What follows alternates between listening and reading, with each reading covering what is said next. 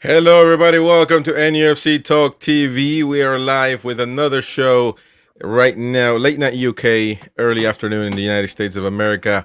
And so we got the Mighty Win, we got Gary, we got Jamie Smith, we got Tim. Welcome, everyone. Hit the like button, subscribe if you're new. We got to talk about St. James's Park and a new stadium. But before we do that, actually, we've got to do a little bit of a celebration. Cheers! 3 years to the takeover today. Happy What's it? 3 years. Is it almost Happy 3 years, right? birthday. When was it exactly? 3 years Almost ago. 3 years. Oh, it's three. So it was exactly 3 years today. 3 years Mm. tonight. Tonight. Yeah, 5 o'clock, wasn't it? Yeah, Yeah. interesting, man. Interesting. And of course, although I have criticized the Mighty Win for getting Amanda Staveley tatted on him, and putting naming his garden after Amanda Staveley, we do still have to recognize that she did a marvelous job to get us to get the takeover done. And I've seen a lot of clips actually of the takeover and right before the takeover. This was Amanda Staveley right here. As she said, "I'm not going to give up. We're going to keep trying to achieve the takeover for the people of Newcastle, for Newcastle United fans." Let's take a listen to some of the things she was saying as she was live. I don't know if she was on the Football Daily show or where was she was at, but regardless, let's take a quick listen. Only 30 seconds. I was mystified. I'm staggered. It took 17 weeks to get a decision, or not to get a decision. And then we're still here 15 months later. We still have tried. Obviously, our heart is in trying to acquire the club, and we are determined to do so. We believe that this is very, very important for Newcastle and for the fans, and we're not going to give up. Enlighten me, fellas. This was when exactly? I don't know. I'll tell you What- exactly where she is, though. Derek, you know. I think she's in the one of the back rooms at the town wall. The where, sorry? One of the back rooms at the town wall. Oh, the town wall on Pink Lane. So, She but really have no idea where she is. But that'll be when it failed, won't it? When it was knocked back. so the first time around, yeah. because Yeah, they had to well, take care of that was- the If Premier you League. remember, that was when Saudi was pirating the Right. Bein Sports, Right. Sky stuff. But at the time, it felt more like the Premier League didn't want this to happen, right? I mean, that's what I can remember from that time. They just didn't want it. They would try to put any blow rock, any roadblock to just stop this from happening. And she kept insisting, obviously, and she did succeed nonetheless. We got some images, and this image gets used for all kinds of memes and all kinds of stuff. But this is the actual, the images from St. James's Park as it was announced that the takeover was happening. So let's take a quick look at St. James's Park at the time of this. Look at that. Eruption. Mighty Win, were you there, man? I can't believe you, man. You're supposed to be a through and through fan. I had 2 tellies on, and I was watching. I was on every single bit of media that there was, taking down every word and crying my eyes out. Yeah, it was definitely good stuff. Let me see if I got more images here. This is right here. This was also, man, people were celebrating like we won a title, man. And it was basically a title, wasn't it? It was. It's a massive I one. was walking through the town, through the city. It was just mayhem everywhere. I got there just after Keith Dowdy announced it on Sky Sports, so I saw it come up on my phone, and then it was just a case of trying to get there, but it was ructions everywhere, all around the monument, everywhere. Yeah. Really, really good stuff. We still got a lot to do, though. A lot to do. We accomplished what we needed to do, which is to get the club back to how any football club should be ran, and the normal things. Now we need to get back to the football side of things, the winning trophies. So that's what we're here to talk about. And one of the big topics of discussion this whole week this past week. More development as the days went by, especially by the Telegraph, to be fair, and Luke Edwards, and but also on Friday on one of our press conferences that we usually cover here of Eddie Howe, he was asked about the new St. James's Park, and he did say it would feel like a betrayal to leave St. James's Park, and he did explain as well what he meant. And let's take a listen to Eddie. I think my natural instinct was always to stay at St. James's Park. It's an incredible place to play football. It's our home. So to sort of think about moving somewhere else feels a little bit of a betrayal to somewhere that's served us so well. But we are well aware that as a football club, we need to increase our revenue. So people with more brain cells will make the decision for the benefit of the long-term future of the football club. And that's always the most important thing. So I could be swayed, but just my natural instinct is to want to stay. There we go, fellas. Well, without further ado, let's talk about this. Eddie Howe coming out and speaking, and I'm sure there's a lot of fans that do believe there's nothing wrong with St. James's Park. What is wrong with it? The history there. Some people say, what history? It's ancient. That's what's wrong with it. And well, but my thing is, and I want to get to your takes, of course, on this. Some other fans think there's history. Other fans will respond to that and say, what history? Haven't won a trophy in 60-something. Since in the 60s. We need to move on.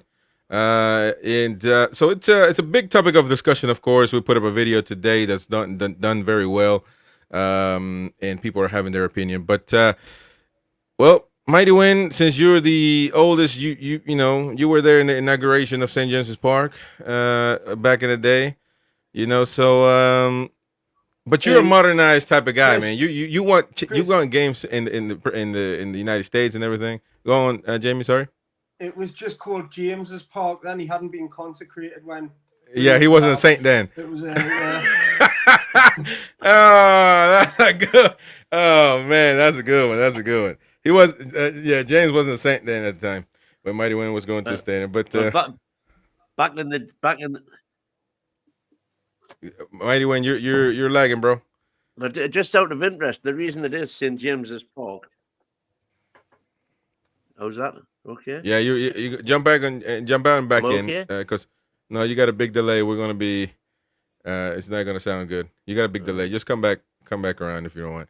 Well, let me get to Gary. Gary, what do you think about what's going on? Where are you at now with all the information? And we're gonna get to explain a little bit what the latest information is. But what do you lean towards more? Staying in St. James's Park. Yeah, I mean, like I say, there was in '71 when I went there, it was flat, and I've seen the progression of that stadium being built. There was only one main stand when I was there, and when you look at it now, hence I've got it behind me. It just fills my heart with warmth. And as much as I don't go as often there because I can't get into the games, and I think that's again, it's the trajectory that the club are on. If they could find a way to make this modern era stadium where we are now and us relocate somewhere else, that for me would be the perfect icing on the cake. Yes, it does need redevelopment. Yes, it does need a brand new look about the place, but the actual location of where it is for me is the highlight of the city. When I drive up the A1 and through Gateshead over the bridge, it's the first thing that you see. It's one of them, and you just realise, what you're there for. So to even think about moving it out of the city for me would be a no anyway. To move it to Leesy's Park, if that was a feasible way of doing it, and I think there's going to be a lot of red tape to go through to even contemplate that. Having looked at all the new if you like, all the new stories that have come out on YouTube and social media about nothing's been talked about, and even to the point where the Freemen had a meeting this morning and there was no mention of it from the club to the Freemen of Newcastle. So there's a lot that still needs to be sorted. I mean, there is a perfect piece of green grass at the back of Leazy's Park that I'm sure would facilitate a beautiful stadium and allow us to continue playing at St James's Park while it was being built. I may be swayed towards that, but like I say, for me, I would love to stay where we are. But I know it's going to be a difficult task for us to actually get a ground that could, give us for two. Because at the end of the day, you're looking at 2 years, and for me, because we've got the 28 euros that has obviously been stipulated by the ground that we're in at the moment, I don't think we could redevelop on the site as it stands until after the Euros in 28 anyway, because obviously that's the one that's been signed off. Now, with that being said, the Telegraph reported on that specific. If the Euros is in the way, they can opt not to host it. So it's either or. I mean, if it comes to the time, and they don't have to do it, they did sign up for it, meaning they do want to do it. But if it comes in the way, they could easily, just resign it. But I put up a poll in the chat. So we got 4 options. What do you want as a Newcastle fan? A new stadium in a different location? Keep it where it is, St. James's Park. A new stadium at Leazes Park, or tear it down and build a new one where it's at. I'm going to get to Mighty Win on this one as well. But before that, I should have done this before we started talking about it. The newest report by the Telegraph is that the PIF, the ones that make the decisions really, are thinking of a new stadium either way. Now, what do we call a new stadium? Essentially, it would be a brand new stadium. But in this case, they're also putting the option that the original thought of rebuilding St. James's Park, adding a few thousand seats up to 60, just renovating, painting, and all that stuff, and then they put $1 billion. Well, the $1 billion is not just doing touch-ups. They would destroy the park area in the back. I believe that would be the Leazes Park. Mighty Win, help me out. And then also, I got the picture right here, where they would tear down and actually expand that way as well. So it would be more than just a touch-up. Well, they would actually, for the movement to Leazes Park, so they would actually so have okay, to sorry, shift the whole footprint. Let me just say this: they would tear down the Milburn the parking before behind the Milburn stand, and also part of the Leazes stand. So all that parking lot right there, they would have to remove that. Is what they're saying, and they are saying renovate the Gallagher. And I thought you couldn't do anything there because of the metro station down there. But regardless, Mighty Win, what's your take on this whole situation? Because now this is a big subject.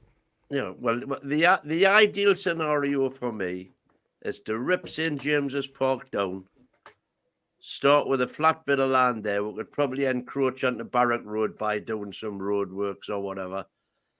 You've got to keep the arterial route through for the ambulances getting to the hospital. That could be done quite easily with a tunnel. But the problem is at the Gallagher end, you've got any expansion there would require more foundations, more piling, and that goes straight down into the metro line. The metro line are not going to give you permission to not leave the options on St. James's, which have always been there, for the metro to be extended into the West End up to Elsick, Benwell, and Newburn and Leamington. I hope in West Denton as well, Jamie. So that's what the options are that way. So they're not going to let you preclude them doing that in the future. Right. So the thing is then, if you're going to rip St. James's Park down and build a new one, you've got to have somewhere else to play your games. Well, yeah, that is. What are the options for that? Well, there's been various ones mooted, none of which I think come anywhere near reaching the sort of capacity that we would require. You certainly couldn't increase Gateshead Stadium sufficiently to take even. I think you'd struggle to get Gateshead Stadium even up to 35,000, let alone any more than that. Kingston Park, where the ladies and the Falcons play, that's got plenty land, But the problem you've got with doing that is that would take, ages. So where are the Falcons going to play? Where are the ladies going to play? That's not such a big deal, I suppose, if they could get the Falcons to agree. So out of those two options, I think Kingston Park is probably the best option. But the one that's being mooted lately is that we apply for a temporary planning permission to build on the town moor, which is, of course, absolutely sacrosanct. You can't build on that. But temporary structures have been put on the town moor in memoriam. The Hoppins moves there every year and takes up far more space than the stadium would need to face. There's various circuses and, so temporary structures have been put up there for donkeys. Now, the definition of temporary, of course, is up for debate, but I'm not too sure that the Freemen would be against it all happening, because they could probably end up with an agreement whereby at the end of it, I don't know, they could agree to plant more trees or do various things that would be ecologically and green and lovely. So that might be an option. The only problem there is access. So, there would need to be buses, and because it's too far, it would be too far to walk, and you'd be relying basically on two roads. Great North Road and Grandstand Road. Right. So is that a possibility? It would be looking at the timing with the if they could achieve that. That's utopia for me. If they could achieve that, they would have between now and 2028 to build that temporary stadium similar to the one in Qatar, Stadium 974, which was built with 974 shipping containers. Build a temporary stadium, which will move to, whilst obviously they've got from now till 2028 to build that. After the Euros, they start demolishing St James's Park, building a brand new state-of-the-art 65,000, 70,000 stadium seater on that footprint, and everybody's happy. We don't need to touch Leazes Terrace. We don't need to touch Leazes Park. But is that how much? I've been looking all over to try and find out how much Stadium 974 cost to build, and I can't find any. All I can find is that it was 325 billion. Yeah. 325 billion that Qatar spent on the World Cup on all the stadiums. Yeah. So it'd probably be less than a lot less. But I mean, still, I don't know if they would do that. It could be an option. Let me just paraphrase what the Telegraph put out as far as rebuilding the St. James Park where it's at now. That way Jamie can give his take.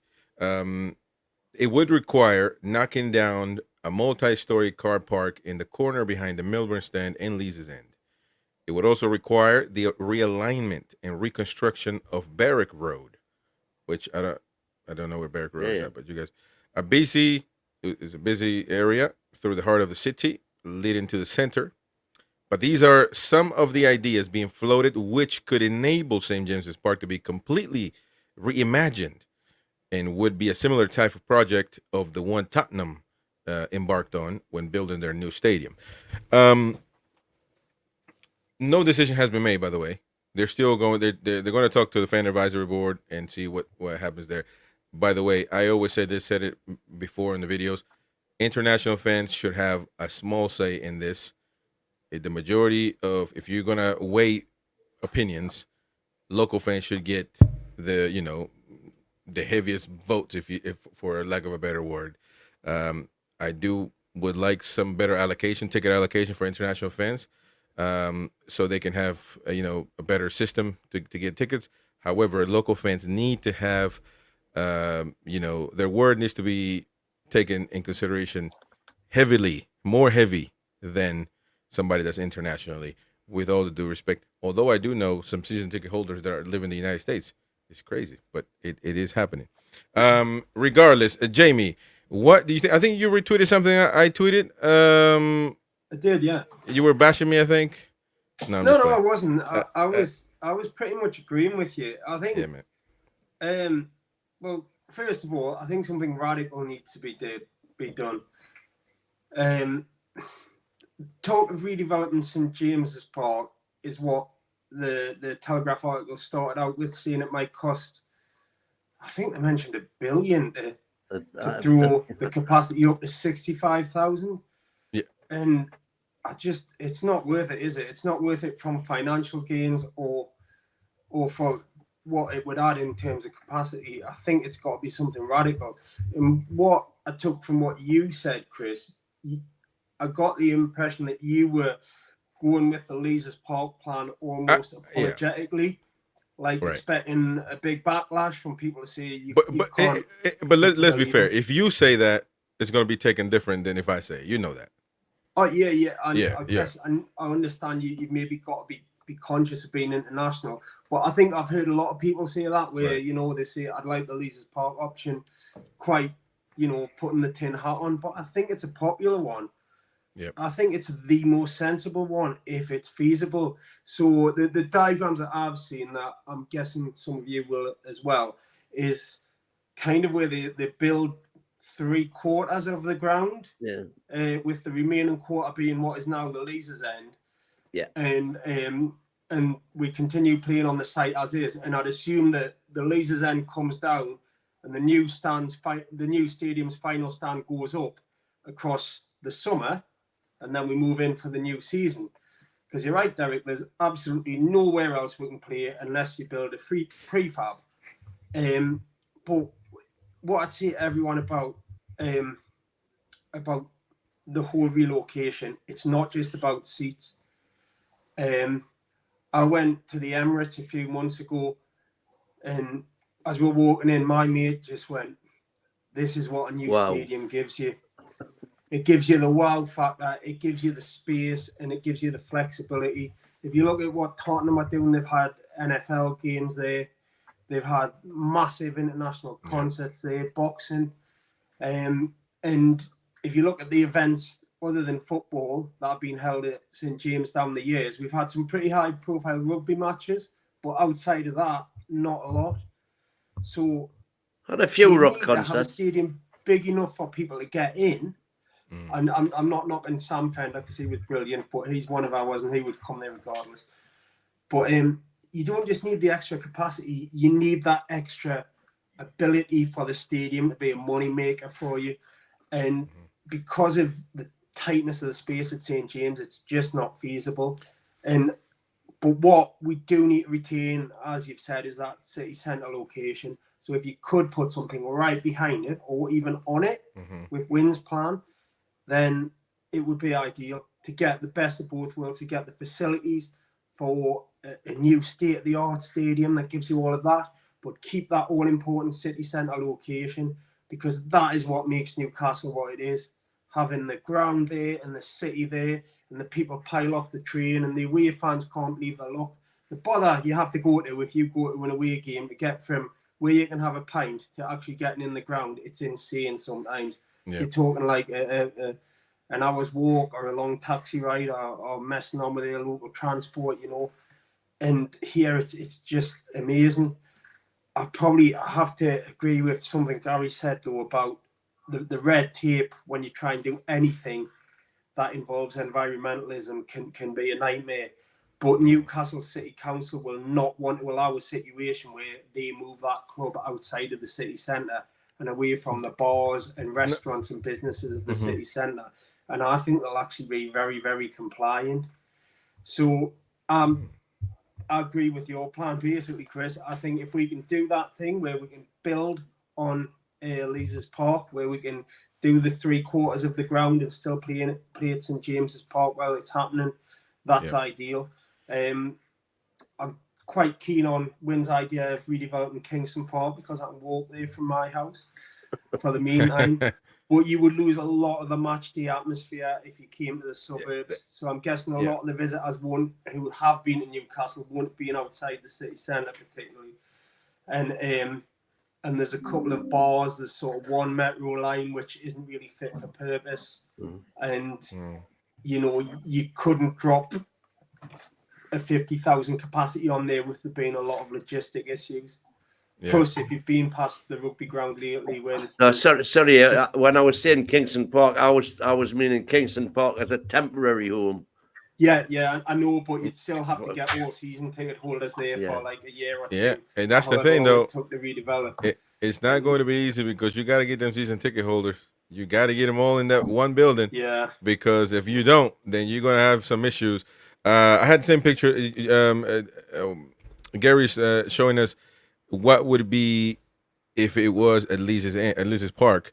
If you can, I'll try to zoom in myself. If you can zoom in a little bit, if you can, so we can maybe see it up close. There you go. I'm not gonna lie though. Look, here's the thing.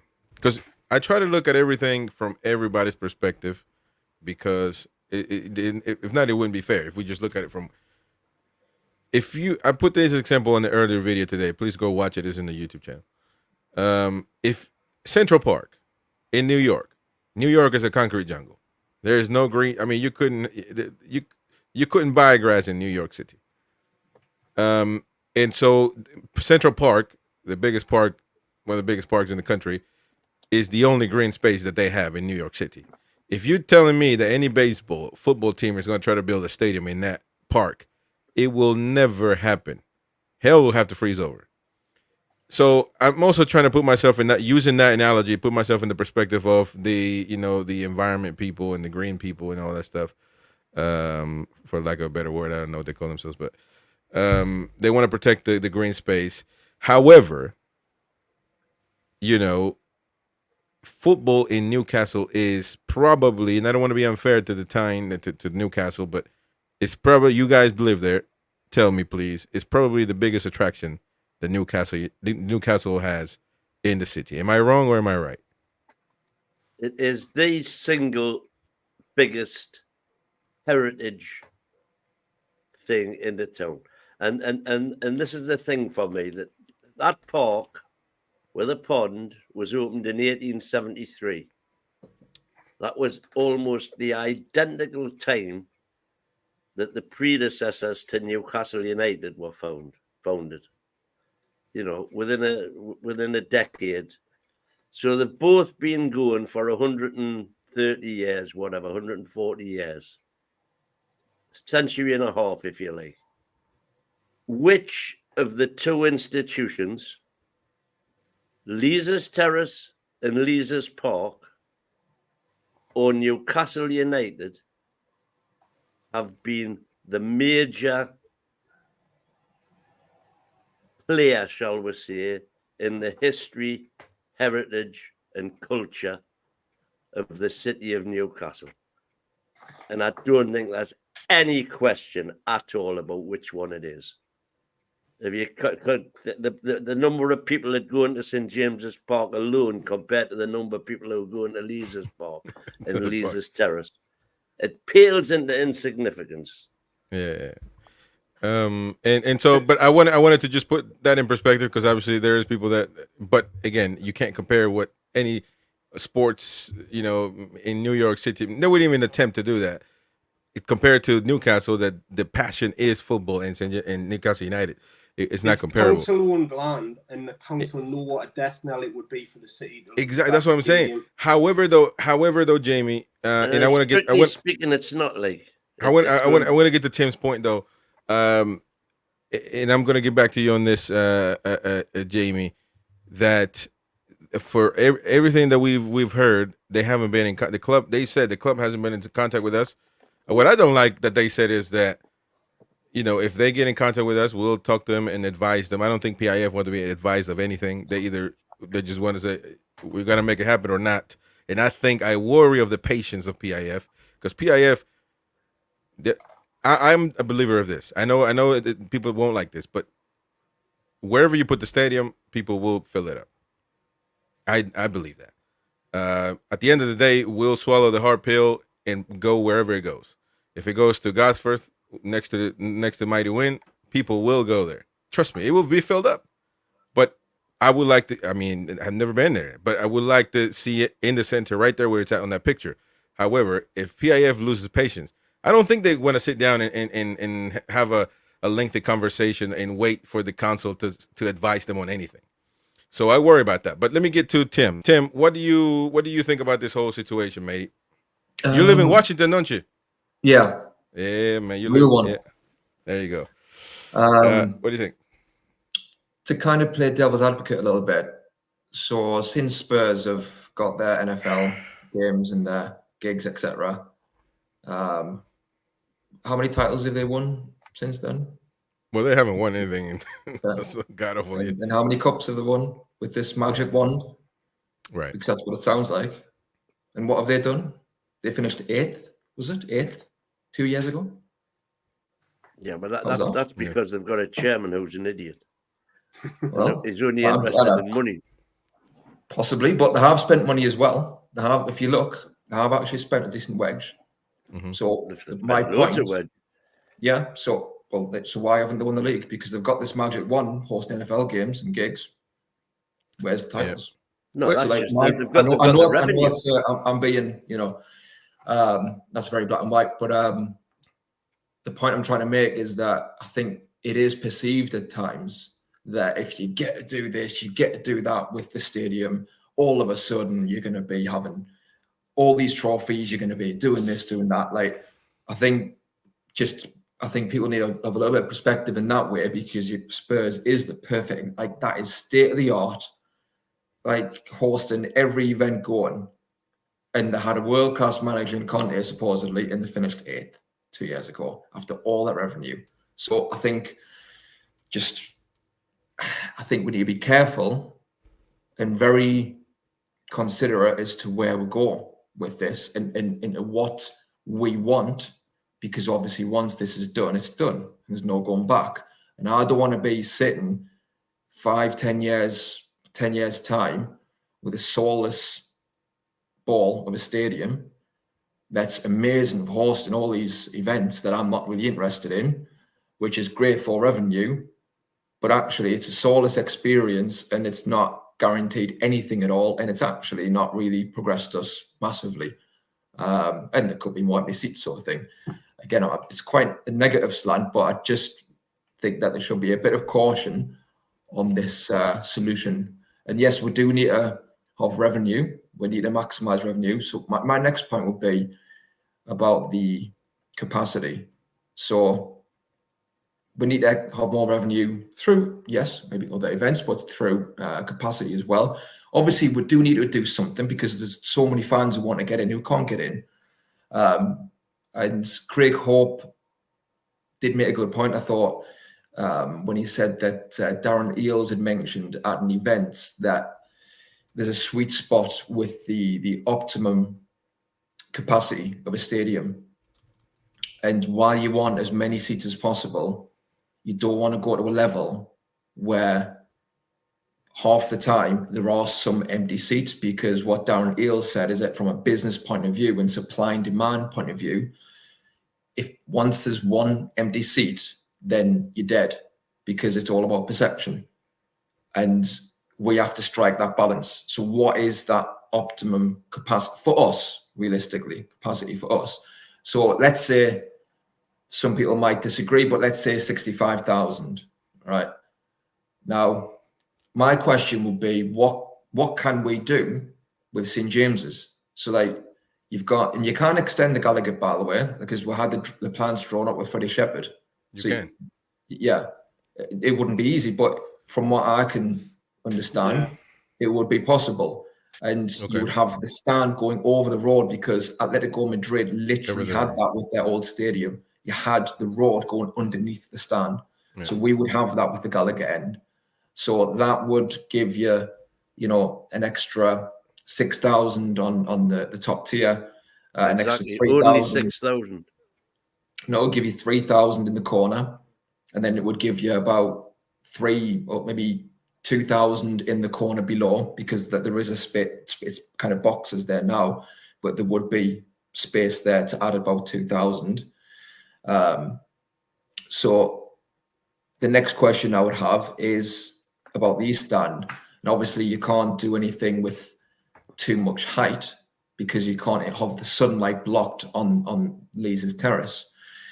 Perhaps there's a way of being clever around that, where you can add some tier on the east stand. It's all state-of-the-art stuff that could give maybe 2,000.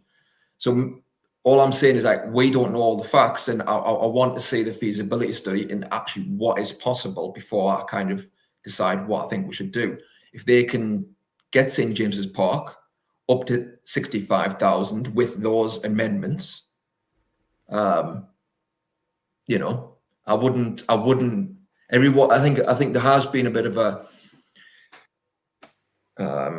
clamour from a lot of people, you know, to get a new stadium potentially. But if we had that solution that I've just said, I certainly wouldn't be averse, because, again, I just want to be really careful with ending up with something very soulless. And I know you were saying, Chris, about, well, what history? We haven't won anything, but it's not necessarily, you know, about winning the trophies and the memories of the trophies. And obviously we want to win as many as possible, and we want to change that we haven't won as much in recent years anyway. But, you know, it's yes, it's sentimental, but it is about the kind of aura and the reputation of the place. Like Anfield, for example. Yeah. Players want to play at Anfield, no matter what we think of that stadium. And we say, oh, it's a myth. Players want to play there, and a lot of players are defeated before they go out because it's Anfield. Yep. And it's got that history of players who've played there. And, you know, yes, we haven't got their history, but we're not nobodies. We have got a history. And players are following footsteps of some great players who've played on that pitch. And yes, that is kind of partly the sentimental side. But when you've got so many stadiums popping up these days, and granted, I know it's state of the art, a lot of them, and I know a lot of them do look good, but a lot of them are also very soulless and far removed from what drew me to football in the first place.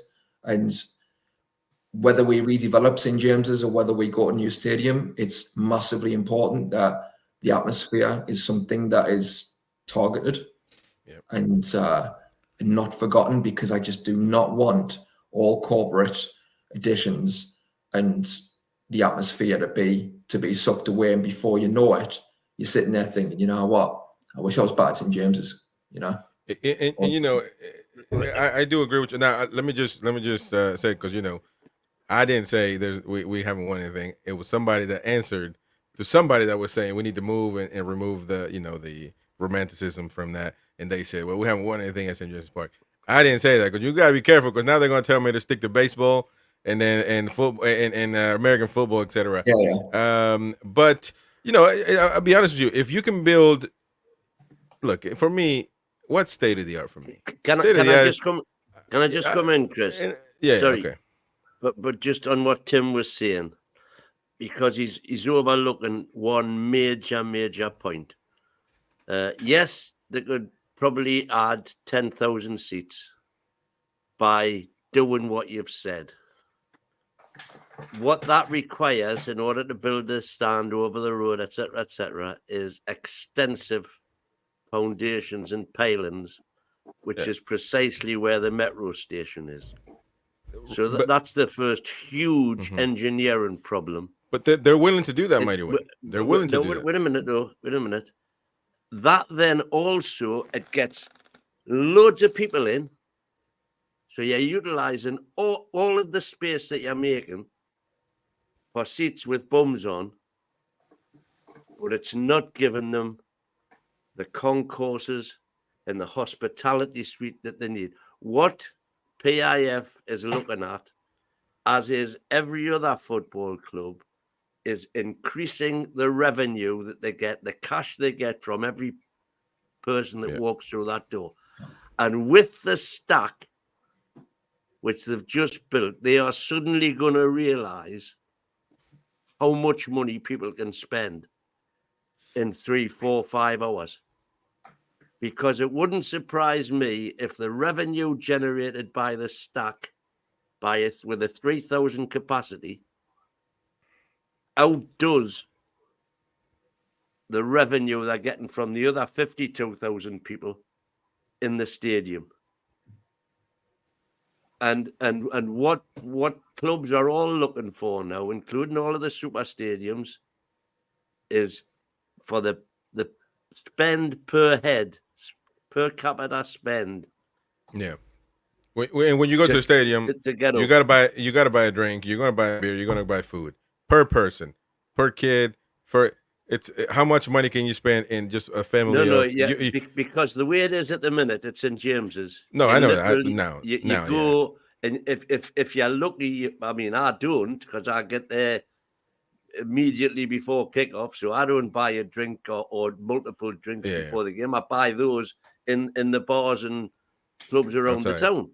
Yeah. But I'm saying if you build a new one, you're gonna do that. You're gonna do that. Regard, man, you go here to St. Louis. That it's a small stadium.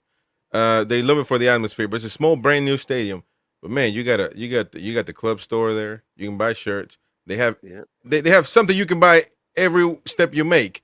You're broke by the end of the game, especially if you take your kids, because those numpties want everything. You know, candy canes, they want ice cream, all kinds of. Again, you see, I can seriously foresee the club if they get any sort of kickback and they're not getting any cooperation from the city, just literally turning around and saying, right, we're moving out of town, and out of town they'll build, a whole concourse. Oh, it's they'll be over. getting the car parking money. They'll be getting they'll build a hotel, a conference center, a training ground, the whole shebang. You already know if it's somewhere else where they have any amount of land to work with, it will be the greatest stadium in England. But the problem is that we have is we don't want to move. Now, here's the thing, though. We mentioned that word state of the art. Okay, we've got to think about more than the here and now. I was at Goodison Park on Saturday. Oh. What a shithole, right? It's either that or Selhurst, the worst ground in the league. Tiny little concourse, wooden seats. But when they won the league a couple of times in the 1980s, it was state of the art. They probably thought it'd never go out of fashion. I'll tell you now, the two old timers above us will remember when we did up St James's in the 1990s. You thought that was it for generations when it went to All-Seater Stadium, 36,000, the original bowl. No one would have said in a million years we'd be sat here 20 years later complaining about that as a stadium. And if we add sort of 10,000 seats to it now, when we come to the next iteration of this in 10 years, we'll be able to do nothing. We'll be able to go nowhere. You need a capacity for the here and now, because I agree with Tim that you need a sensible capacity, so it's full, like 65, maybe 70,000. But you need the capacity. I agree with the one empty seat and evolve as time goes on. Now let me tell you this. That's why Piff mentioned a once in a lifetime £1 billion redevelopment. Yeah. And at the time that we have got, we're in this unique position that we've got the money to back it. Yeah. Now, look. Now, let me tell you that just because this article is reporting this, that if you do stay where it's at and you tear down the Milburn parking lot and part of the leases and do the whole thing, you can probably get up to 70,000 seats. Sorry, 70,000 seats in the stadium. Which is that going to be enough? Not because that leads me to the next question, and I want people to get in the chat. We got a lot of chats we're going to get to. How many seats do we need for Newcastle United fans? Mighty Wayne thinks. 65. What do you think, Mighty Wayne? 65 is what he wants. I think, from the ignorant perspective, that we can probably fill up to 80. Now that's controversial because I heard you guys in the morning and you don't agree with that. And now somebody said 100,000. I don't think. The old Maracana in Rio de Janeiro, man, there used to be 100,000 seats. People used to fill that up, and they share. Yeah, but they share. They're shaped. Wasn't it? They share public with Fluminense, which is the big rivalry in the tune. We don't really have that. Everything is Newcastle. That's what I'm saying. That's in the favor. So how many might he win? But when it was 100, when the Maracana was 100,000, that was standing. Yeah, but it's not still sitting. You've got to. No, the law says we've got to sit now. You've got to have a seat. Well, I know that, even though you can stand. the reason, one of the reasons I say 65 is because it can only be a matter of time before every club has the facility to sell their own every match TV rates on a pay-per-view basis, the way they do with the NFL and everybody like that, and this ridiculous 3:00 curfew on a Saturday afternoon gets kicked into touch. And so people will be able to buy a season ticket, a television season ticket for Newcastle, which will make billions. And I actually forecast this was the great win with his crystal ball 10 years ago, that there'll come a time when you get paid to go to the match, because Paid to be a fan. the broadcasters don't want empty stadiums. We saw during COVID Hey, what televised matches were like without a crowd. yeah, It was but dreadful. that's no. Look, And I'll give. what I'm saying is, if you can buy an annual season ticket to watch every single Newcastle game for say 200 Come quid, on, man. And why What's that why you are were you, why are hey, you let me gonna tell you something. I'm in the wrong business, man. I want to get paid to go. But look, Yeah. look. By the way, I will give you this. I will give you the right on this part. When the women's World Cup, and there's nothing against the ladies. You do your thing. Sport is growing, but it is what it is. In Melbourne, and actually, I think they messed up because they took it all the way to the bottom of the world instead of just taking it somewhere feasible where you're growing the sport, and people had to travel thousands of hours. And the tickets were expensive as hell as well, so it makes no sense. But they were actually, knowing that they didn't sell their tickets, they were giving tickets away and actually doing what you're doing, which is, trying to get people in the door so they can come and watch the games. And they would place all those people in front of the camera, but they didn't show that back over here there was hardly any people sitting. So, but this is, come on, I don't want to be unfair. This is a whole nother ball game, man. I don't think we're ever gonna get to that. People will go watch football, no matter what.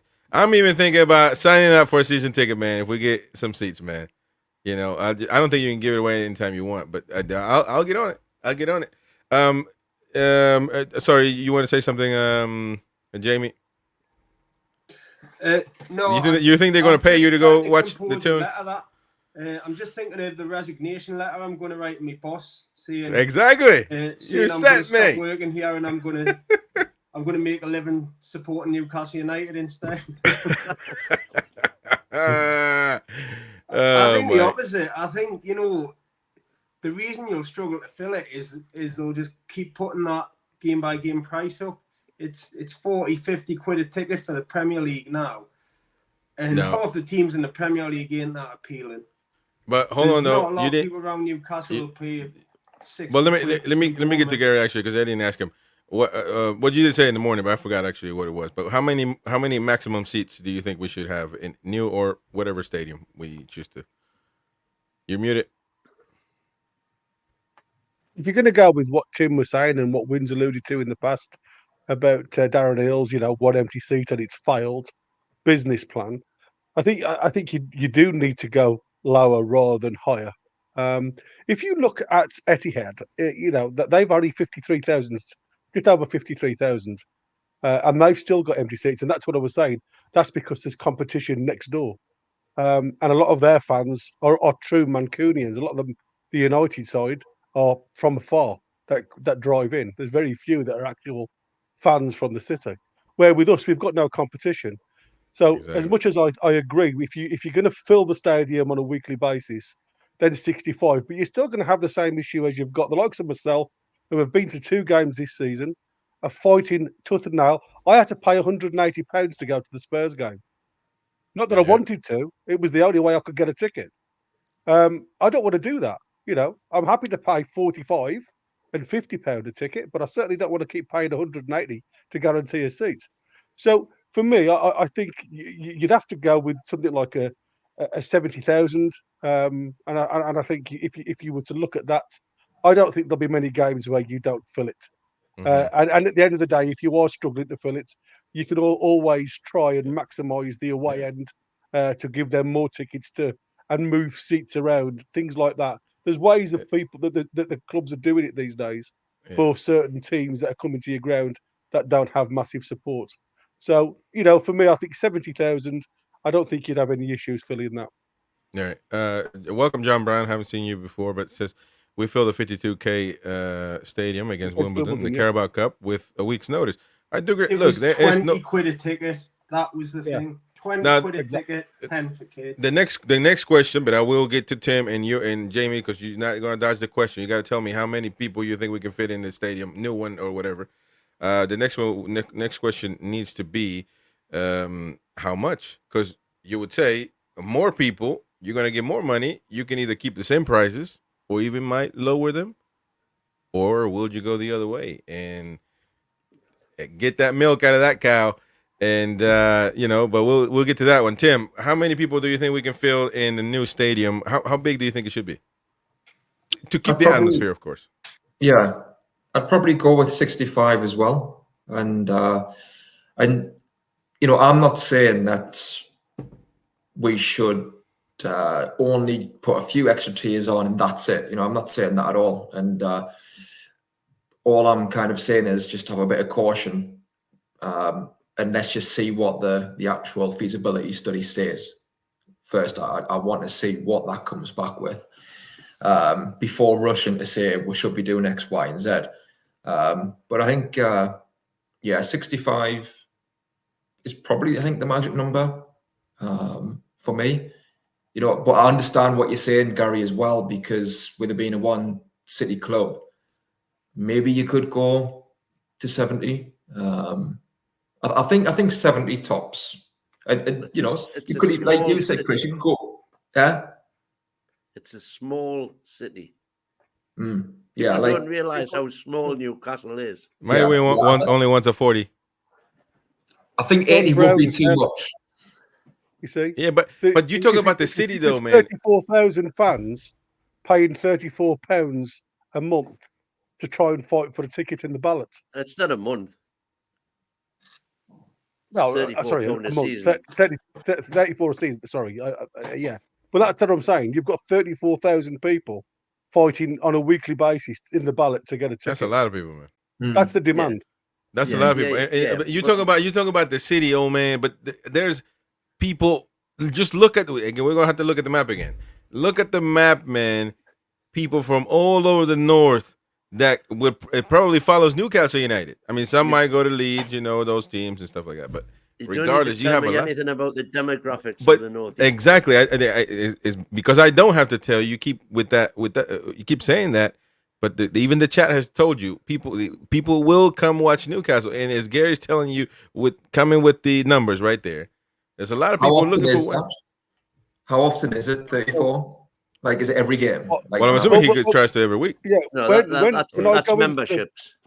That's memberships. When you're in the ballot, just memberships. Sometimes I literally get kicked out because there's too many in that ballot line, and then you have to reapply. There's always like 1,500 people in the queue that you're waiting. So you wait 10 minutes, and then obviously you ballot for your ticket, and anywhere in the stadium will do me. And as of yet, from the ballot, I've had absolutely nothing.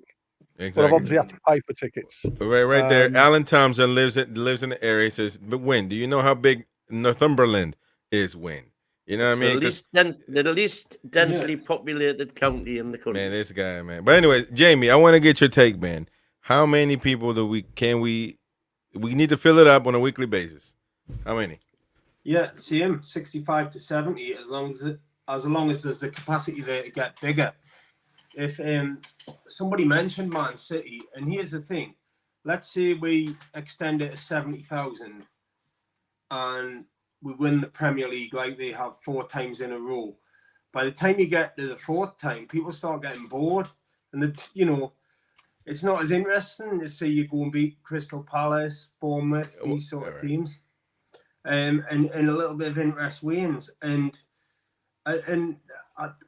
I probably agree with Wynn that it's not as densely populated as people might think. There's not a lot of people. Population in Northumberland, 320,000, less than the population in Newcastle.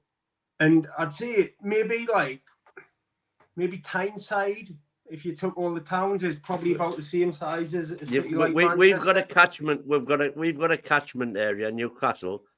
If you include, because you're Tyne Wear, which of course includes Sunderland, we've got Yeah, a we've got a catchment few with area Sunderland. of Yeah, people live- 1.8 million. Yeah, well, there's people live in Sunderland and follow the tune, man. You didn't know that? But we've got to still share that with them. It's still a, Yeah, but you're still getting some at least. You're getting some. We've got 1.8 million. You can virtually you could even if you said that only Sunderland council area supported Sunderland, which they do, because on top of Sunderland you've got County Durham as well, which again is a very, very sparsely populated county. And then you get the added bonus of people all over the country. What I'm saying is that a lot of London people. Gary is saying that City have these problems because they're sharing with Man United. Albeit Man United fans or whatever. It doesn't matter. The population of Greater Manchester, forget about the foreign fans. The population of Greater Manchester is nearly 3 million. Yeah, but you gotta understand this though, man. I think City was in an uphill battle against Man United when they started winning stuff. I don't think it was a fair fight. So the fact that they can, sometimes they're still struggling, but they struggle for other things, being quiet and all that stuff. They do still it was the money that even the fight out. Because prior to that, Man U had all the money. Don't forget, they had the Etihad for virtually nothing, didn't they? And literally nothing. It was built for the Commonwealth Games, wasn't it? For the Commonwealth, exactly. So that was given to them. Yeah, that's the same as West Ham. They got the Olympics. Yeah. They got. Who got the old Wembley? What did they do with that? New Wembley was built. It was rebuilt. Oh, so they do that. Okay, my apologies. I'm just asking. All right. I was actually looking at it on Next as well. It looked good, but obviously, they had to get a new one. But anyways, Stephen Harker, how many? Well, I mean, it looked. It was an aerial view of it, so I was like, man, that looks. I don't know, like an old stadium. It is what it is. Stephen Harker, how many in County Durham win? Hartlepool, Darlington, etc. See that Mighty Win is old as he is listed. What is it? Grade A listed. The whole of County Durham. The whole of County Durham. Oh my God, he's gonna Google everything. You just keep adding more people. So I mean, it will. Listen, can I just explain? For many years, I was involved in municipal waste. That's fine, man. That's getting rid of all the waste of every person who lives wherever they live. And I was located in the Northeast. So I'm pretty damn informed on how many people live in the area. Yeah. Okay. Well, you know what? Let us go with the comments. And I know how much shit you hire out as well. Let's go with the comments. People want to have their say. Let's go actually from the latest up. Alan Dawson, lots of Toon fans in County Durham. Stephen says the Etihad. There's lots of Middlesbrough and Dalton and Sunderland. Yeah, but so it's just a bonus, man. It's a bonus. You're still in there competing. And let me tell you something. The more you win, right now, there couldn't be a better time to be a Newcastle fan and convert. You will have people that convert Mighty Win. I know that's something that doesn't happen in your mind, but there are people that are going to say, you know what? Let me go follow the tune. Might follow any lower league, a championship team or whatever. Not Sunderland. I'm not talking about those, but you get the point. So you might get those. It has happened before. People do not switch their allegiance. Yes, they do, man. If you're following Hartlepool, trust me, you ain't gonna see a Champions League ever if you're playing Hartlepool. You might switch to the dark side. John Brown says, well, hold on. Stephen says the Etihad is a myth. City are expanded and Newcastle fans. I don't know what seen far and wide, not just City. John Brown, there is 320K in Northumberland. There you go. The young lads are teaching you, man. Stephen Field, if they decide we do need a new stadium, Leases Park is a no-go. And judging by the resistance, to JH plans in 97. John Ho. I thought he was approved though. Was it not? No. It was, I didn't know what happened. What did he what did he do that was approved? I thought something was approved. No. He got permission at one point, but then it was attacked by the Green people that didn't want a stadium in Leazy's Park. Okay, well, And so they you know won. what? We're gonna save the comments for later because now you got me into a good conversation that I didn't want to forget. Because Jamie Smith, how long you been living in Newcastle? Your whole life? My whole life, yeah, apart from the Yeah. odd excursion. So he's Jamie proper Geordie. My man Tim living in the traders. My first president's town. A trader, but he is a Geordie nonetheless. Mighty Twat. He was there to inaugurate St. James's Park. Gary a Geordie, but Jamie said, Only for a wee bit. Born Yeah. there, but moved here. yeah. Well, they had too many people. They I'd have kicked to you out. leave, mate. Yeah, there was Yeah. there was well over 65,000. Exactly. So, but Jamie here has said that. Damn, I lost my train of thought there. That you mentioned Leases Park. What did you say We were on before? about Sir John Hall and the Happy Clappers. Oh, the green area, yeah. The Happy Clappers. sandals. Well, you said right there, Jamie, that there's going to be no issue. There's no discussion to be had. They're going to give over because it's Newcastle. They're going to provide. Mighty Wind said, I don't know if you said the same thing or not. Whatever. Well, They haven't talked. They I've haven't said talked to him. many Hold on. times- They haven't talked to him. And you're now telling me that in the 90s, the Green Mob said no at the time. What makes you think that something's going to change now? So, I know a bit about this sort of thing because there's a lot of development around where I live that I've been a bit involved in. You've been sitting at the stoplight, man. Yeah. He's gluing himself to the floor. What happens is, what will happen, there'll be objections going, but these objections never, ever beat big business. Nobody does. So what will happen is they'll go in, the council will know it's in their best interests. The club is an enormous worldwide institution. They will just, if they want that land, they'll get it. What the objections will do, they'll filibuster the whole business, and what could theoretically be done in 18 months, 2 years, will take 5 or 6 years. That's my belief. But I think that there's a lot made of things like this environmental lobby. I know that various governments have chatted about like making war on what we call NIMBYs, which probably won't mean anything to you, Chris, but means not in my backyard, which is a bit of a problem in Britain, if you ask me.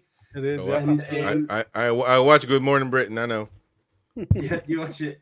God, I do. I'm sorry for that. Yeah, the other thing, James, of what you're saying there, though, buddy, whatever land we develop on, we've got to give them the same land back plus 10%. But where though? Anywhere?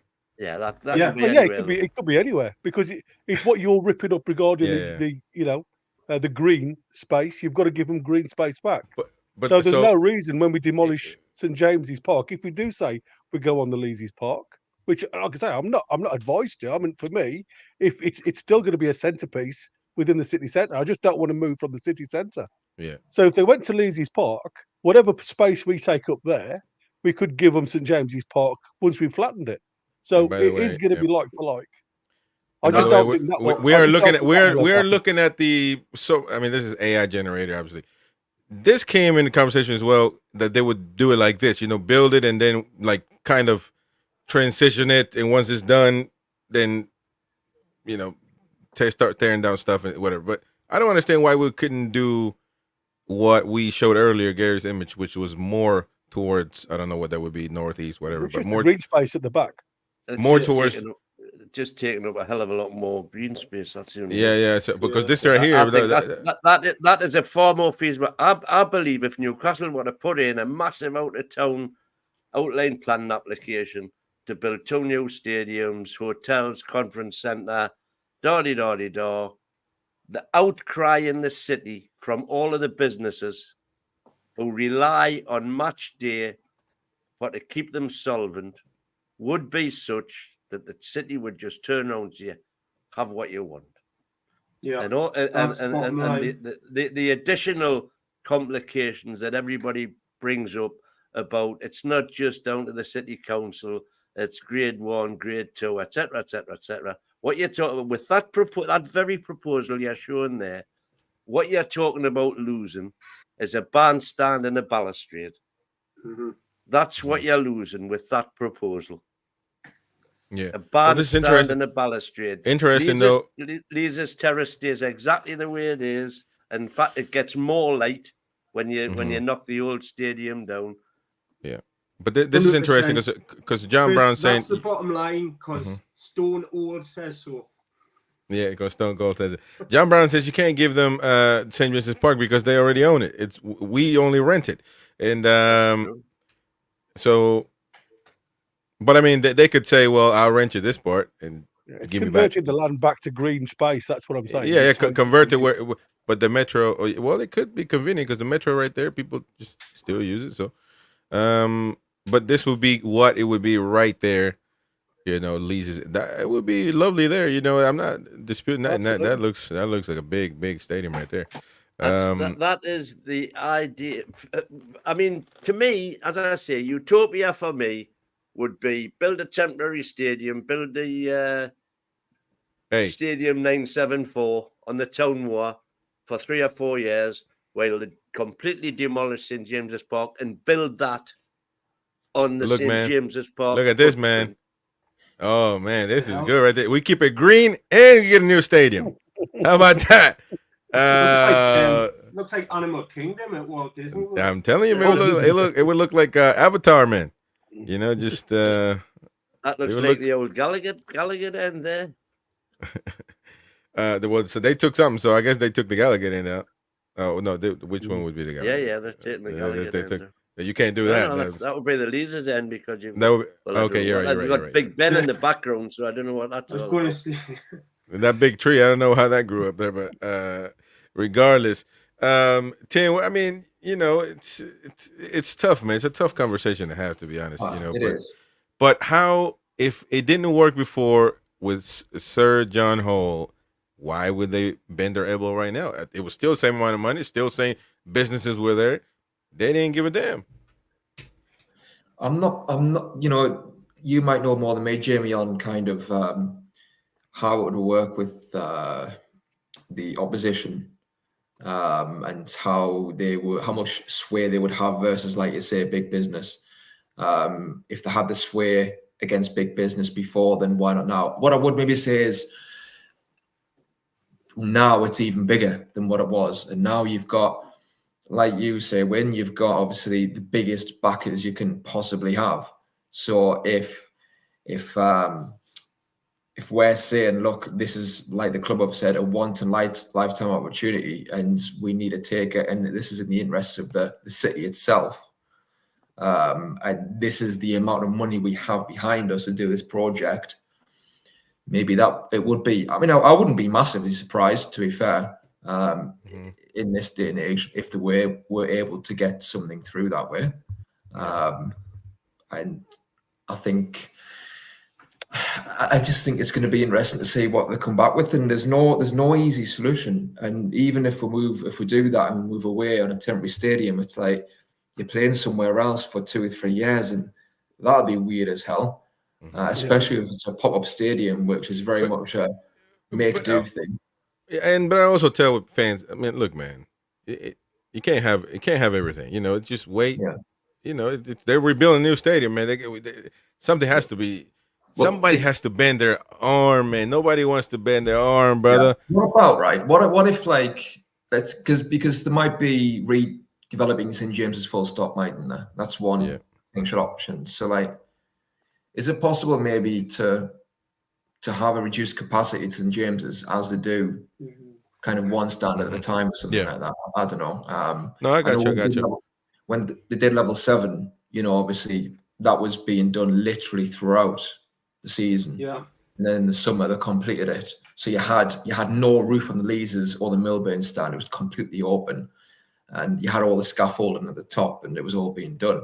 Granted, that was level 7. This is redesigning the whole stand. But I don't know if there's they'll have all the state-of-the-art technology and stuff, and planning organization, and maybe there's an option to redo the stands while we're there. But I know it's not an easy decision, And there's pros and cons with every decision. And I completely get how, you know, if you do something now, then fast forward 20 years, like you say, Jamie, like 20 years ago, especially after they did level 7, you would have thought, my God, this is it. We're done. We're set. Because it looked amazing. I remember that first game. It was just like, wow. So I completely get that point where you don't want to do something now and then fast forward again 20 years and you're like, you know what, we are very much stuck now because this is the limit. I completely understand that point. It's just weighing it up really carefully and just weighing up what is it that we as fans want to get out of the games, and we want to win and we want the revenue. But where does the line veer towards, you know what, this isn't what I kind of fell in love with? Like if it like an exponential curve, you know, where's it going? Where's this going? Do we want to follow this sort of thing? And it's a happy medium, it's a happy balance. So for me, probably the ideal thing would be if they could stay St James's and they could redevelop, even if it was doing the Milburn stand and the Leazes End. Okay, I mean, I would still argue that the cantilevered roof is still a decent sight to behold, and I'd be interested to see your views, Chris, when you get there. But the thing is, though, my question is, because I forgot, maybe you guys told me, to build on the Leazes End, to get it higher, and obviously no sun will ever, it couldn't, so you couldn't build it higher. The Leazes. In theory, you probably could, but you can barely see the pitch from there now. Anyway, you could redevelop the stand, couldn't you? You could maybe do it where it's tiered in some way or something along those lines. Where you, the part where those buildings are, people live back there. The East Stand. The East Stand. Apologies. My apologies. My apologies. Not the Leazes. Sorry. No, you can't build that up because of the sun. Because as long as you leave it there. Because of the sun never hitting those people ever again, and them dying from lack of vitamin D or E. Which You've one also is it? got them buildings that jut towards St James's Park, the Leazes, the East Stand, because you've only got a narrow line from the buildings to the. Well, hold on. Let me get my fact. Let me get my facts straight though. So you can't build the East End because why? Leazes Terrace. Because it's Leazes Terrace, which is behind it. I mean, make it higher because it would block the sun. Yeah. If you go back to the photo you had before with the two stadiums side back, the 3/4 built stadium. Yeah, you mistake. You can actually see it. You can see Leazes Terrace in that. Okay, so first of all, Ian Fleming, thank you so much for gifting the membership. Hold on, I will get to it. Ian Fleming, thank you so much for gifting a membership. That's going to Skinny Fat Lad. That's his name. Not me, but congrats, Skinny. And nobody gets mad when you say Skinny. They get mad when you said the other word. But thank you so much, Ian. My question is, let me go back. So this part right here. What? Oh no, I'm not even. There we go. Now we go. This part right here. This is the East End. The building at the bottom right hand side of the corner. You can't make this taller because that building won't get any light.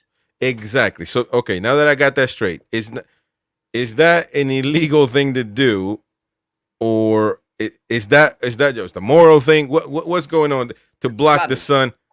It's planning. It's planning permission. You wouldn't get planning permission. You wouldn't get planning permission. Okay, because you would.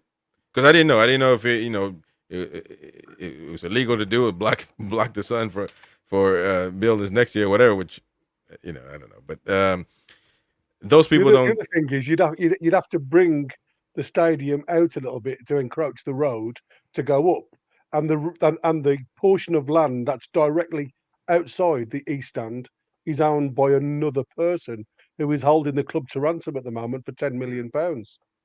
So there's lots of red tape around that little piece of land that literally, as you go through the turnstile doors on the footpath, there's double yellow lines, and there's like a parking bay that is owned by a third party, and he's holding the club to ransom at the minute for stupid amounts of money that he paid 180,000 for. So the legal things that would wrangle on for years and years if they were trying to do that. I don't think I would wrangle on for hundreds of thousands of years. Actually, I think I wouldn't say I I would wouldn't say just, 1,000 years, but he could well, put a no, massive no. span I on the think that works. they would just fetch the top briefing in the country, and you'd have it knocked out of court and say, how much did you pay for it? Well, we'll give you double. Yeah, but he doesn't have to accept it. Win. That's what I'm saying. Well, Nobody you has, know, has to accept the money, do they they? could get put it this way: in order for that to happen, you would have to have the city be compliant. So, you know, if you're going to do that, if you're going to expand the East Stand, the city have to be compliant in some way in terms of either demolishing Lees's Terrace or encroaching on the lake or whatever. If the city are compliant, the city could put a CPU on that piece of land and buy it. And then they would be forced to pay fair market value. And on the basis that he's just paid £180,000 for it, you ain't going to get 10 million fair market value. So I don't think that in itself is a Well, huge issue. the I moral of the wish I'd story. known that about that land. I'd have put a pitch in for it myself. Exactly. Yeah. Oh yeah. And Mad. were you guys talking about the lad that bought that land and put whatever Put a Yeah, he porta put cabin up and containers then on put there. some fencing around. so that twat won't sell it for less than how much? He's Well, asking for 10 million at the minute. 10 million Let me pounds. tell you, so they're gonna get 10 million. They ain't gonna be pounds, but well, that's gonna be another thing, isn't it? Yeah. I think But what we've got I mean, here- I don't think I don't think it's relevant, to be honest. What we've got Yeah. here is, I don't either, but we keep hitting on these issues. Like, is there a way around the light on Lees's Terrace? Perhaps, possibly with a lot of legal wrangling. Is the metro route an issue? We don't think so. Maybe you have to do this. It's like a number of reasons why redevelopment St James's Park's a pain in the arse. The road through to the RVI, the space for future expansion. I think it's more. I'd say Lees's Terrace is the main thing, but it's more a lot of little things that add up to just it not really being long-term feasible. Yeah. That's why I said, as much as I'm emotional about St James's Park, when you look at the growth of the club and where we need to go, I don't think St James's Park is viable for what the club need going forward. So that's what I said. You have to be swayed. The moral of the story here is I don't know if you guys, well, not the moral of the story, just what I think really. I don't know if you guys agree with this, but I think that PIF will do whatever the hell they want, and as they should, they own the damn thing. But my point is, if the city council tries to do what they did with Surgeon Hole, it might they might not give it to them and say, look, we're gonna build it wherever we want, and people will show up because people will show up. It's just the way it goes. Now we're not gonna like it. We might lose because ultimately the businesses. It hasn't affected any other club that's ever changed stadium. So it exactly hasn't done that. However, in a not sentimental, but like the caring way, you do. What happens with the Strawberry? Strawberry has no affiliation with Newcastle. We understand that, but it is Newcastle's pub. You see what I'm saying? It is, but it isn't affiliated. You understand my what I'm saying here? So not only that one, not only by that. Well, what is Strawberry going to do? Move where St. James's Park goes? No, you see, it's not just the Strawberry, No, and it's not just the Strawberry. I'm just giving one example. All those businesses, PIF might say, "Well, we tried, but it's not our fault. It's the people right there." And if they're what they said, man, we're willing to sit down and advise the club on advice. I don't think PIF is looking for advice, man. And at this point, Chris, sorry, mate, to butt in. You've also got to think what PIF are planning to give the city itself a facelift. They're going to throw some money into the city to make it, more appealing. And they've already bought the Sky Tower at the back of St James's by the Strawberry. That obviously for the staff it's so packed at St James's Park. There's nowhere for the staff to go. So now they've bought that high rise to house some of the staff. Have they actually bought it? I knew they were talking about buying it. Well, according to the reports, it's been bought, but they've got to wait a certain period of time for Sky to rehouse or move or whatever it is. But it's Mhm. been bought. That's what I read. I don't know whether that's BS. It could be. Yeah. So watch that space. It's a very tough, intricate situation. We have a lot of comments. Let's get to them because people want to have their say, of course, and we can react to them. Let's not go on tangents about every single comment because obviously we have a lot of them to go through. People, this is such a subject, man. It is, but like I said, I think PIF, as much as there might try to make it work, at Lee's Park, which is the best option. Again, if they don't feel like the I city think council, Leisure Park is without doubt the best option. and I think the city and somebody was saying though, And we're gonna get to you the know, we're gonna get to their comment. We're gonna get to their comment because somebody was saying it's not really the council anymore. It's the England Heritage, whatever. We're gonna get to it. Jordy Dan says, even though anything of interest happened today, it's been rather quiet. Been very busy. Which, by the way, on Thursday we're gonna have a full show on how much we're gonna be able to spend. We're already lining up. I already got all the players that I want. Man City won their case on the ATP, whatever. So we can spend. Can we not spend everything we want, Jamie? Not yet. I don't think. All right, never mind, man. We're getting there though. Matt Fletcher, morning. Where are you at, man?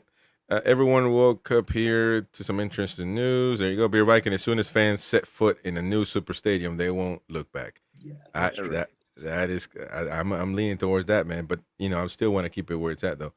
JJ, with a business head on, extend the metro to the race course, build everything there, and have the fans drinking in house with warm furnished bars. The downside is the town suffering. Yeah. Well, that's up to them.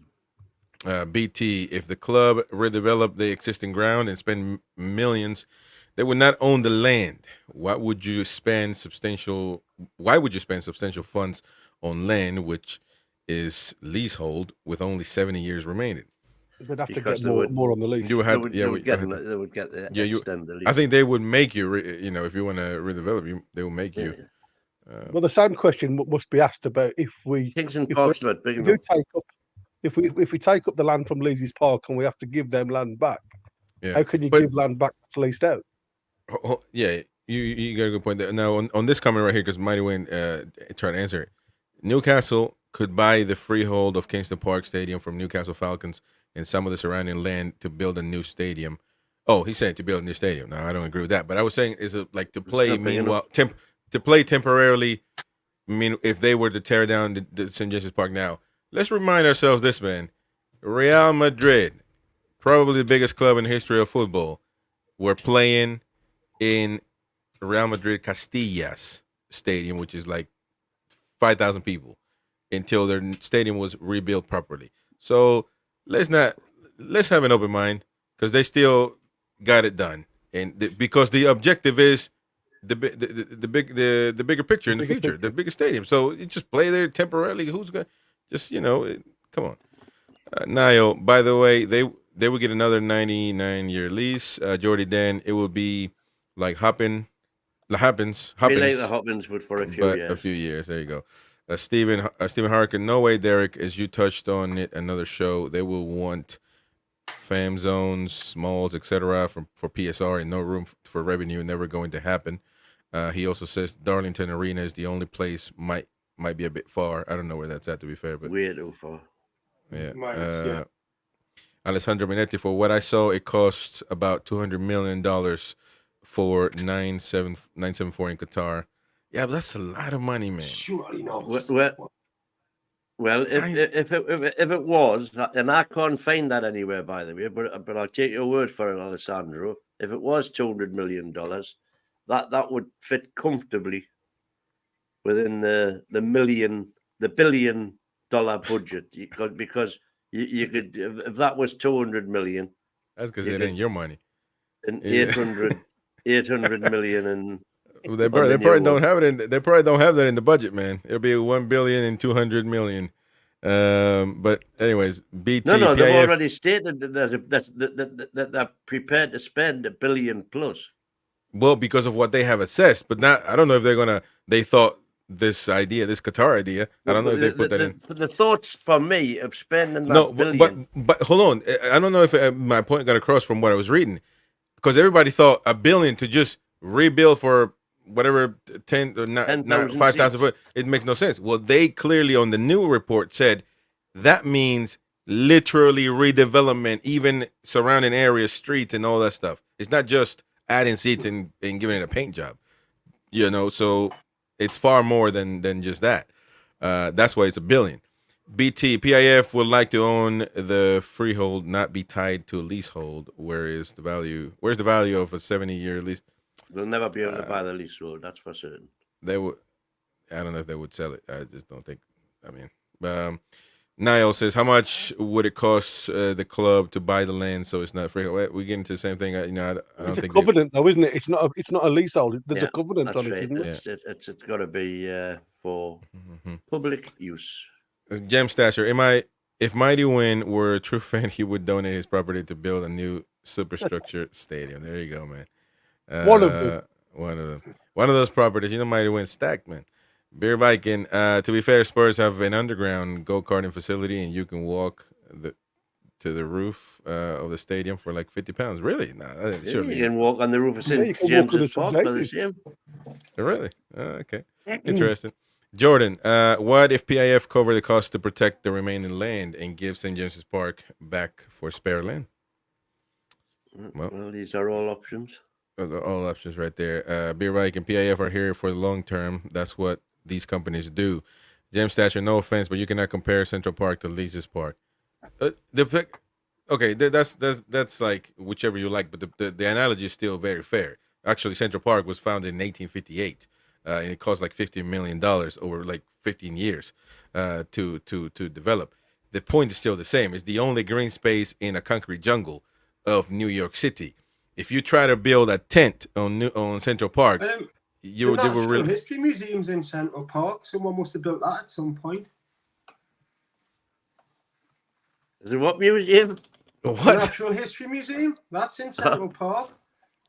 Well, I'm saying no, no, but you couldn't build a stadium on it. I'll tell you that much. It would never. Relatively, that's probably the same size with Central Park being that much bigger as a So, stadium. that's the analogy. I mean, I'm not saying anything, but that's the analogy right there. That's the only green space. You could never do anything like that. You couldn't put a stadium on it. Trust me, you could not. I don't care what team and how much they look. It's a baseball town. Baseball or basketball. You couldn't build a new stadium there. No matter, you couldn't pay enough. I'm telling you. So the analogy works. Infamous says, I'm between keep it and renovate new park in Leases. But I really want the Leases Terrace moved into Leases Park, brick by brick if needed. Oh man. Well, they've already absolutely categorically said that cannot happen. They were talking about moving Leases Terrace to Beamish, brick by brick, but it's They were going to take up ain't the going to tennis happen courts, because it's not. It's actually not just the building which is listed. It's stuff inside like tiling and wallpaper and all sorts of gubbins that's part of the listed building. David T, we tend to think in the here and now. A new state-of-the-art stadium is a must for the future. You could even style it on St. James's. What style it, like make it look the same? What? Oh, want to make it look different, want to make it look special. Oh yeah, because the way it is, obviously it's not working. It's not working. Some of the AI stuff where they've made it look like castles. Man. It's quite spectacular, man. Beer Viking, we need to stop romance in St. James's Park and move outside the town. Ooh, get all that town revenue into the club owned businesses. Yeah, that's what makes the sense to me. It's all cost benefit analysis, isn't it? Yeah, but that's what the PIF will be looking at. You would jeopardize the small shops around. Bush. Would you go out of town like that? Would you go out of town? Would you go out of town? Everybody would go, man. My ideal solution is Leases Park, but if they're going to dig their heels in and let the happy clappers, you're a happy clapper, man. Doing so, then definitely. Yeah. Absolutely. With Brown, big fan parks and the whole shebang. John Brown, the only good memory of St. James's was watching Queen live. Not I keep saying the Queen. Watching Queen live. When the city council, you're moving the stadium out of the city, and the council will start digging the Leases Park Leases up for Park you. up for you. Exactly. Yeah. All right, well, but why didn't they That's do what- it with that's- Sergeant I've Hall? been Nobody saying has that for answered it. years. Nobody He has didn't answered see that. it through. He didn't have the alternative. Or of maybe because he that threat. didn't threat and say I'm leaving. Well, I think one thing. Go on, Jimmy. No, I was just saying yes. Well, just I think with that, there was the option at the time to redevelop St James, or at least put level 7 on St James's. So John Hall had a fallback option. Do you know what I mean? So that at the time was significant. So to go to 52,000 at the time was no small feat. So that's why I think John Hall potentially he's having these issues with Leases Park, which will be brilliant. But I've got this option to do this in James's Park and extend it to 52. Do you know what I mean? Like there was not a fallback option, I think is what I'm trying to say as to why maybe John And Hall. also at that time, the St James's Park lease only had 37 years to run on it. And he said, "Yeah, right, I'll redevelop it, but I want a 100-year lease." And that was when the 100-year So lease they started. knew the fallback and the compromise was the extension of St James's Park. If the council this time thinks the alternative is he moves to North Gosforth or whatever, then they will soon pay for everything they want. I'm absolutely sure they would. All the protesters and the environmentalists will be able to do is delay things a bit. Yeah. David T, maybe it's an age thing, but my treasure memories at St. James's from the 80s, the current stadium doesn't hold those special ones. What was the 80s look at? It didn't look like this? No, there because wasn't a lot going on in the Gaza. I suppose it was the highlight. Yeah. The only thing I can honestly say that reminded me of the 80s was watching Queen there. Exactly. Was it 86? That's what somebody said.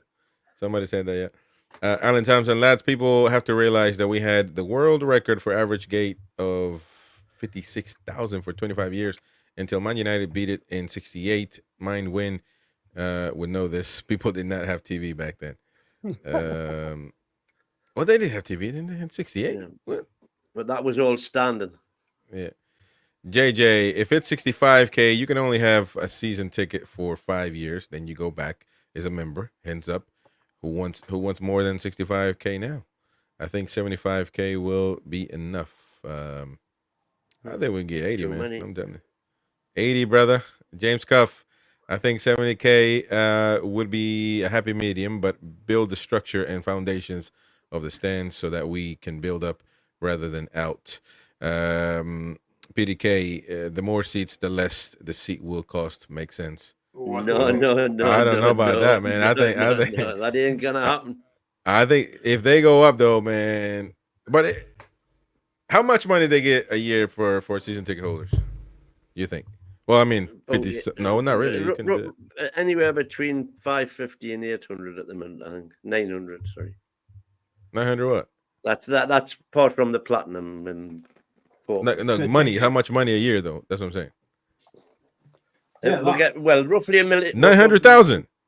Just over $1 million a game. Okay. Oh, per game. Yeah.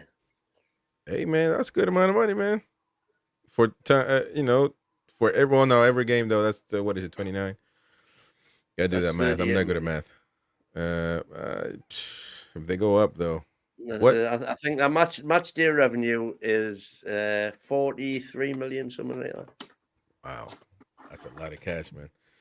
John Brown, like I said, there's over 70,000 people living in Newcastle and Northumberland. Jordy, that's just memberships. We'd easily fill 80K. That's what Gary was saying. Yeah, only memberships. That's because you're assuming that everybody who's a member wants to become would a ticket buy holder. a season ticket. Some people just vote for certain games of the season. Yeah. Nobody will come up for the lower league games. And then you've got affordability. Yeah. Yeah, but if you think about it. I live in Warwickshire, and I'd buy 2 now for me and the missus. And even though I'd probably have to miss every other game, I'd still buy a season ticket holder if I could. I don't think I would ever would. I mean, there's loads of us around the Midlands. I mean, you've only got to look online. You look at TTR. There's people Billy in Coventry and Alex up the road in Stafford. You've got Paul just a bit further down from me in Bamborough. There's literally there's 20 plus in and around the Midlands that would probably travel if they had the chance. I mean, I do every opportunity I get. Well, Gary, do they But you're actually talking support hundreds Newcastle? there. Do they actually No, support I Newcastle, said or we'd do come they up just in a want to get taxi as with. far Did you away not as hear me? possible? Dude, What was people that, will Jamie? I do didn't hear it. you, buddy. Say that again, So, mate. do these guys actually support Newcastle, or do they just want to get as far away from the Midlands as possible every? Well, that could be weekend? too. Well, That there could is be that another as well, joke. buddy. There is absolutely. Because some of them got You know. Inverness Caledonian Thistle tickets and all. Give us an eye. Look at Jamie bantering, man. Come on, man. Yeah, but no, I do agree. 80,000 will fill it up, man. Trust me. Trust me, the American guy that's never been to a home game over Jamie and Mighty Win. Trust me, man. JJ, money is from TV mainly. Well, yeah, that is true, but you still take the money from the games. I mean, you know, And that's where the quantum leap's going to go. it is. But let me tell you something. If TV you have a proper stadium where you can, a huge stadium, you can name it what I don't know. I'm just gonna give them here in America. You can have all these companies like AT&T, a phone company, or T-Mobile Stadium, Oh, it'll be all that the stuff. Ramco Stadium. And on top of like TV, the TV revenue, just looking at that big name, right? I mean, all of that. Come on. I saw somebody on X today saying it was name it the Aramco Stadium of St James's Park to keep the St James's Park there. But I don't know, like I say, whether you'd ever get that. Yeah. BT with extra. Who would ever heard of Seller before they they took a chance. No. Before they started sponsoring Newcastle? Well, only if you watch No, the boxing. they're all over the world on our shirts. Yeah. Every week. This one we got 11 more to go. BT with extra corporate and 65,000 plus seat stadium. It will not be would be at St. James's Park. It would not be at St. James's Park. Silence is lovely. Says population of Tyne-Wear 1.1 million people. There you go. Other people shutting down Mighty Win as usual. Alan Thompson. When London has 12 million plus, but Tottenham have a stadium of 60,000. Why have they not got a stadium of 100,000?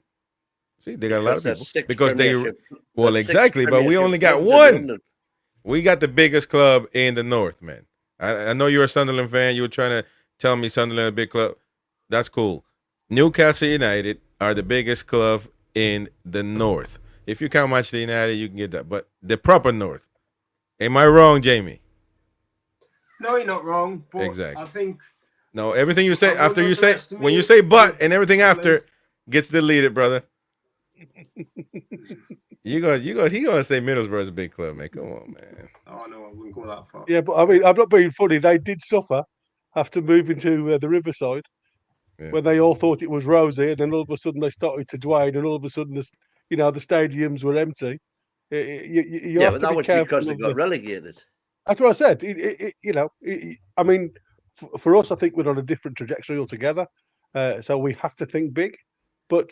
I can understand where people come from when they're a little bit cautious when you've seen neighbours do exactly this, move into another stadium and lose the belly of what it's there for. Let me tell you, man, listen to the American guy, man. I'm telling you, you're going to get places. When we get relegated, we're still fill the stadium. And which somebody had something to say about that as well. Next one, Jordan, Mighty Win. Let's not forget the North and the South Shields. There are a lot of Geordies on the other side of the river. South Shields, that's South Tyneside, part of Tyne and Wear, total population of Tyne and Wear. Stephen Field, this dude, he can never take a punch, man. I'm telling you. Stephen Field, every tree in Lisa's Park has a preservation order for the people of Spittletown. That's true. But a deal maybe could be done. We'll finish with that. We'll finish with the latest thing. Alan Thompson, lads, my biggest worry is the labor council. Simple.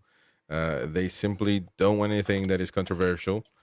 Just try and get a park run organized, keeping people health. No way. There's a park run on the town war every Sunday. Yeah.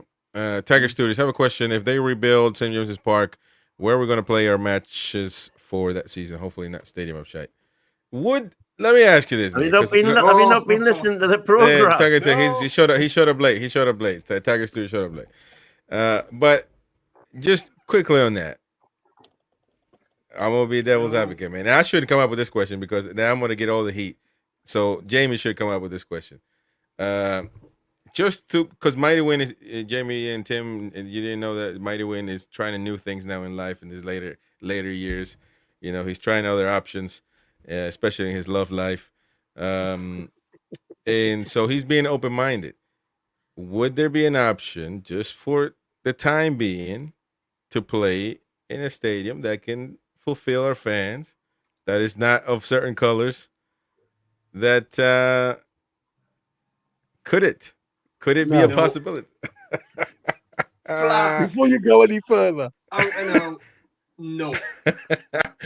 to be fair, and I'll give you for instance, We're not as open-minded as Mighty Win. a lot of it would be for safety as well. Newcastle fans going there, there'll be so many mobs waiting to pull them in. I think the police would always be an advisory against. It'd be chaos.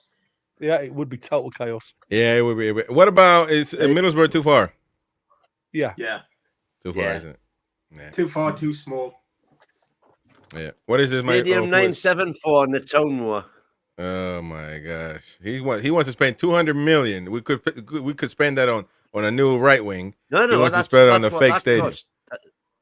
Can I just ask you, on a cold December evening, when you're stood with all that opening, where all that wind's coming through, all of those, mate, it's going to be nippy. It's going to be nippy in them seats, kid. Yeah, man, it is. What is the alternative, though? Do you know what I mean? If you are going to build a new stadium, well, I suppose, like you said, playing at St James's, then got Leazes Park. Fair enough, that's the alternative, I suppose. But if we can't go to Leazes Park, we are a bit snookered then, aren't we? If we are going to build a new stadium. Talk about the racecourse ground, isn't there? With the Reuben brothers' connection to the racecourse ground. Yeah, that is true. Somebody was saying that there's lots of Greenland connections as well, though. You couldn't have a match the experience there, and that is over the road from me. Well, and the transport, the facilities nearby, it's just not there. And I know. But now, Gateshead. Look, Mighty Wayne was saying you can fill up to 40, maybe, or 35. I think the most you could get there would be. Yeah, but you're gonna have 40, but that would be without any corporate at all. Yeah. I mean, and the season ticket holders, you gotta fit them in there. If you don't, there's gonna be an issue. All them old timers like Mighty Win start rioting because they don't get their season ticket. Damn right. All right, Ben Southwell, and if the club gets relegated, no, man, we don't need to think like that. What are you talking about? We filled the stadium anyway. We did. I remember last time more clearly than ever, obviously. We had no issues. We actually had, look, some people complain about the atmosphere against Wimbledon. Oh, it was poor. They need to sort, even if we're stay St James's or go somewhere else, they do need to sort something out with the seating arrangements. You just need more safe standing in more designated areas. And granted, I understand if you went somewhere completely new, that would be easier to sort out because you've got a brand new plan to work with. So I understand that. But whether it's brand new stands at St James's or a complete new stadium, they need to look at seating arrangements so you've got like-minded fans next to each other. Yeah. Well, those are the comments right there. Anything? The only thing I was going to say, the only thing that I can see on the town more is that. Man. Galway belted. We can build a St. Jensen's Park right here in the back of my house. That's the Roman wall in the background there. Yeah, that's proper cattle right there, man. Galway belted, black and white. Yeah, man. You got to take care of the cow's hoofs, man. Take care of the cow's hoofs. They keep and us, the other thing you were talking about Kingston that I saw, I didn't realise that that was artificial. That's an artificial pitch there that the Falcons play on. So you couldn't have that. Oh man, it's 4G, so you could easily sort that out. No, it wouldn't be a bad option to incorporate the rugby club and the women's and build a stadium that they would use in the long term and throw some bigger stands up for Newcastle if we needed that temporary home. Yeah, and then we would win the rugby as well as the footy every year. Yeah, it'd be nice to bring the rugby into it. Yeah. Last but not least, I want to read a message of John Stratton that sent me a message on X because he said this. Hi, just watched your video regarding the expansion of St. James's Park or a new stadium. It would be extremely difficult to extend the current ground due to the listed buildings surrounding St. James's. I think personally the only option is Lee's Park. The Metro Radio Arena site is off the cards. It's off the cards because they are building a new arena in Gateshead. The land that the arena sits on has been sold to a housing developer. Now, because that was part of the first article that the Telegraph reported, and they put that as an option. I would assume that they would know that, especially if the information that they're getting is from the club. They got a mole in there telling them.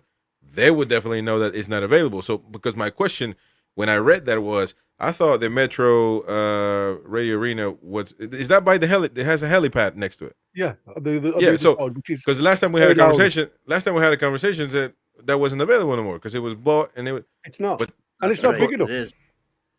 But that's right. It's not big enough, and B, it's already been. Yeah, it's got 3 hours already.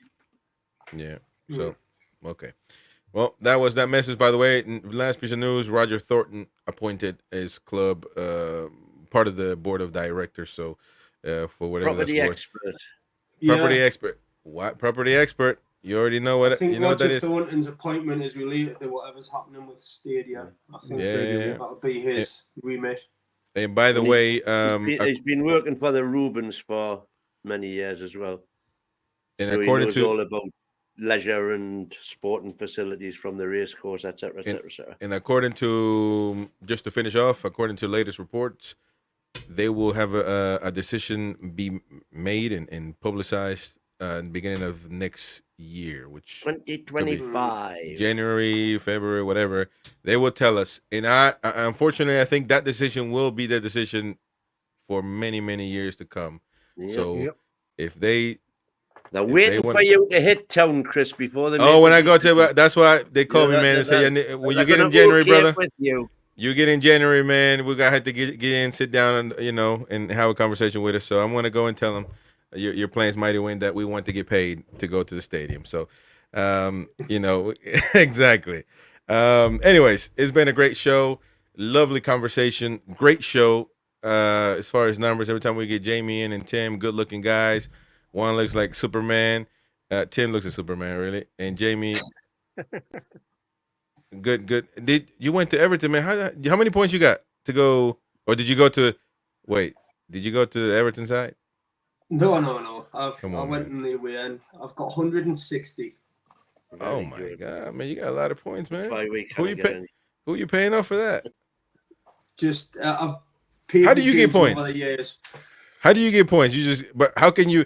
It's like you're trying to get a job nowadays. They tell you need experience. Well, I can't have experience if you don't give me the job. So how do you get points now? Well, you get to. Back in the day, you started off by going to the crap games. I went to Southampton in the petrol crisis, and I had to get 5 trains down there. We lost 2-0 at the stinking old Dell. And then all the Southampton fans started singing, "What a waste of petrol!" And many days out like that. Was that the Letizia game? Marion Pahars scored twice.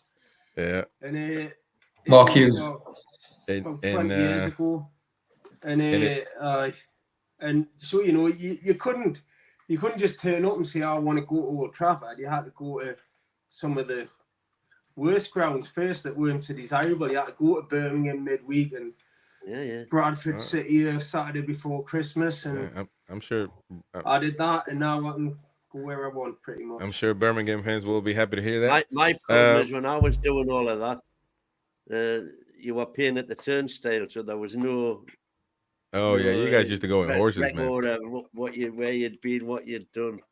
Yeah. And then you got called up for the Boer War, so that put. And then I got called up for the married war. Look at that, man. And the family war. Well, anyways, Jamie used to worry about petrol. Now he sits on the stoplight. No petrol. He wants everything electric. It's okay. Anyways, thank you so much thank you, Jamie, for coming on. Thank you, Tim. Thank you, Gary. Thank you, Mighty Win. Been a lovely show. Appreciate your support. Hit the like button. If you're new, subscribe. And tomorrow, what do we got? What's tomorrow? Wednesday? No, tomorrow is Tuesday. Tomorrow, I'll be doing a solo show. How about that? Me ranting by my lonesome about something. I'm sure something's going to make me mad. But anyways, thank you so much for your support. We'll see you in the next one, folks. Bye-bye.